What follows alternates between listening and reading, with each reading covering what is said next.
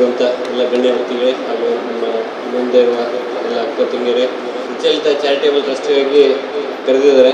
So ಏನಂತಂದರೆ ಇಲ್ಲಿ ನಮ್ಮ ಉತ್ತರ ಕರ್ನಾಟಕನ ಇದನ್ನು ಕಂಪೇರ್ ಮಾಡ್ಕೊಂಡು ನೋಡಿದ್ರೆ ಈ ನಮ್ಮ ದಕ್ಷಿಣ ಕನ್ನಡದಲ್ಲಿ ಹೆಣ್ಮಕ್ಳಿಗೆ ಕೊಡುವಂಥ ಪ್ರಾಶಸ್ತ್ಯತೆ ನೋಡಿ ನಾವು ಮೆಚ್ಕೋಬೇಕು. ಯಾಕಂತಂದರೆ ಇಲ್ಲೊಂದು ಸೆಕ್ಸ್ ರೇಷಿಯೋ ಇದೆ. ಸೆಕ್ಸ್ ರೇಷಿಯೋದಲ್ಲಿ ಒಂದು ಆನ್ಸರ್ ಇರ್ತದೆ. 1,000 ಚಿಲ್ಲರೆ ಇರೋದು ಸೆಕ್ಸ್ ರೇಷಿಯೋ ಇರೋದು ಇಡೀ ಕರ್ನಾಟಕದಲ್ಲಿ ಒಂದೇ ದಕ್ಷಿಣ ಕನ್ನಡ ಜಿಲ್ಲೆ. ಇಲ್ಲಿ ಹೆಣ್ಮಕ್ಳಿಗೆ ಅಷ್ಟು ಪ್ರಾಶಸ್ತ್ಯತೆ ಕೊಡ್ತಾರೆ. ನಮಗೆ ಪ್ರತಿ ಸ್ಟೇಷನಲ್ಲಿ ಇಲ್ಲಿ ನೋಡಿದಾಗ ಯಾವುದೇ ರೀತಿ ಕಿರುಕುಳ, ಹೆಣ್ಮಕ್ಳಿಗೆ ಕಿರುಕುಳ ಕೊಡೋದಾಗಲಿ, ಗಲಾಟೆ ಮಾಡ್ಕೊಂಡು ಬರೋದಾಗಲಿ, ಹೊಡೆಯೋದಾಗಲಿ ಯಾವುದೂ ಇರೋದಿಲ್ಲ.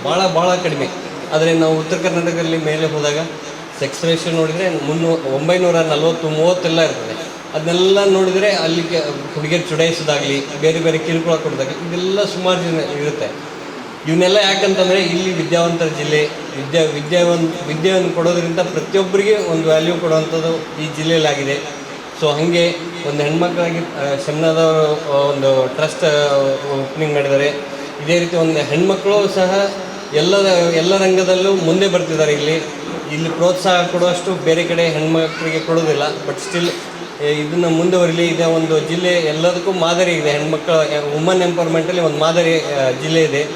ಸೊ ಇದು ಇನ್ನೂ ಹೆಚ್ಚಾಗಿ ಬೆಳೀಲಿ.